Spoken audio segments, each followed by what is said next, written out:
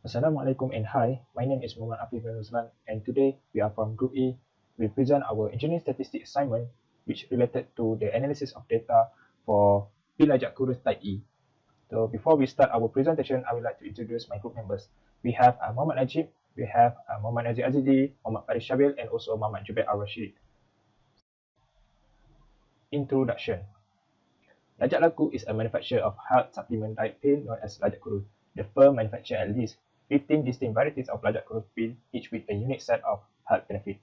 Variation in tablet weight and inconsistent tablet hardness are issues faced in tablet production operation. So these issues are typically caused by uneven powder flow into the diet as a result of inadequate powder flow quality. It also caused by unequal feeder material into the tablet press, and also the last one, it caused by pressing machine failures.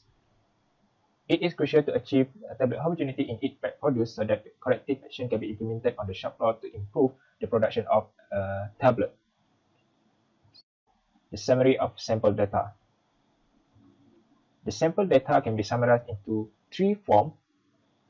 The first form that we can summarize it into is numerical form. The second one is tabular form, and the last one is graphical form. For the numerical form, the table shows the data for the particular shift. Majority of the sample size was taken in the evening shift, where 72 sample size was taken there. So it follows by the morning shift, and also the least sample size was taken in the night shift. So the same observation also happened for the tablet characteristic, like weight, relative density, and tensile strength. This table shows the measures of central tendency and also dispersion. The measure of central tendency can be defined as the numerical value that indicate the middle of data set. Meanwhile, for the measure of dispersion, it can be defined as the numerical value that indicate the variability involved in the data set. The common measures of central tendency are mean, median, and mode. On the other hand, the common measure for dispersion are standard error, standard deviation, and also sample variance. In tabular form, the data was summarized into the frequency table with the appropriate range. So from this table, it can be obtained that most of the sample was weight from 340 until 350 milligram. Meanwhile, for the second table here, each indicate that the highest frequency is for relative density between 88 until 92, and the last table shows that the highest frequency or the maximum frequency is recorded for the tensile strength between 7.2 until 7.4. That's all for me, and I will pass to the next presenter. Assalamualaikum and hi, my name is Muhammad AZIZI and I will present to you about the data representation in graphical form. As we all know, visuals are used as a way for our brains to quickly understand any information given. Graph can show a large amount of data quickly in a way that is easy to process without distracting people with a bunch of numbers. Thus, in this part, frequency for each property of tablets can be presented in the form of histogram and pie chart. Firstly, from this histogram, you can see clearly and determine the difference of frequency for each group of weight. In advance, we also can know the percentage of frequency for each group of weight by observing this pie chart. Similarly, for tablet property of relative density, the variation of frequency for each interval of relative density can be known through this histogram, and it can be deduced that the majority of the sample has a relative density more than or equal to 88 but less than 92. For the pie chart, it is obvious that the interval of relative density range between 88 until 92 accounts for 51% for the sample size. Lastly, histogram for frequency of tensile strength shows distinct comparison between the intervals of tensile strength, where the majority of the sample has a tensile strength more than or equal to 7.2 but less than 7.4. From the pie chart, in percentage form, tensile strength range between 7.2 until 7.4 recorded the highest percentage, which is 39%. My name is Najib bin Muhammad NORDIN from Group E. I will present to you about this question. That is question B. We will to find the conclusion about Lajak Laku follow the distribution or not. Our first step is write a hypothesis. HO weight of standard tablet produced by manufacturer follow a normal distribution. HI weight of standard not follow the distribution. So for normal deviation, xn is 350 while standard deviation is 14 back, alpha 0.05 and is 200. For our next step, we will finding a PI value. So we will use this equation that is x squared test to test the claim.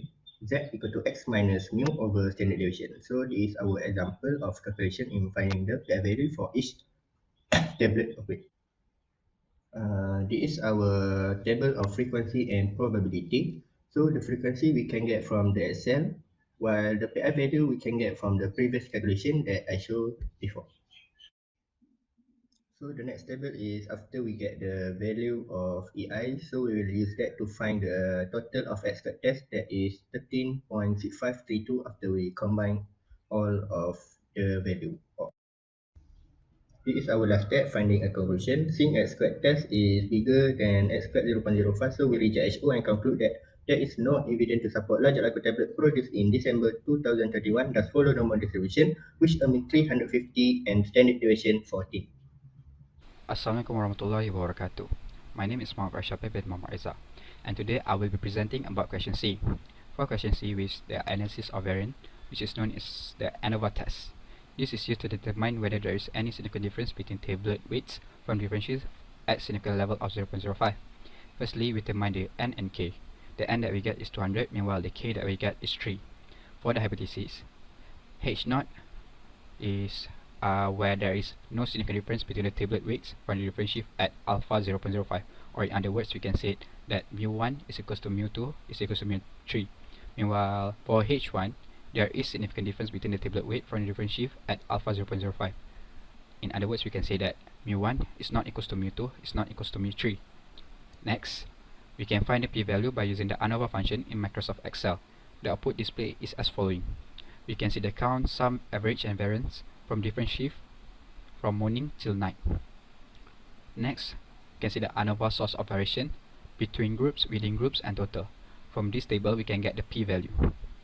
From the output, the p-value at 0.05 level of significance is 0.351027. Since the p-value is bigger than alpha 0.05, then we fail to reject HO. From the conclusion, we can say there is no significant difference between tablet weight from different shift at alpha 0.05. Thank you, that's all from me. Assalamualaikum, I'm Muhammad JUBAID-AL-RASHID, and with me is AZIZI, Part D, Linear Regression Model, to predict the tensile strength and relative density of Lajak Kuruih tablet. Studies have shown that the tensile strength is the dependent variable, the relative density is the independent variable.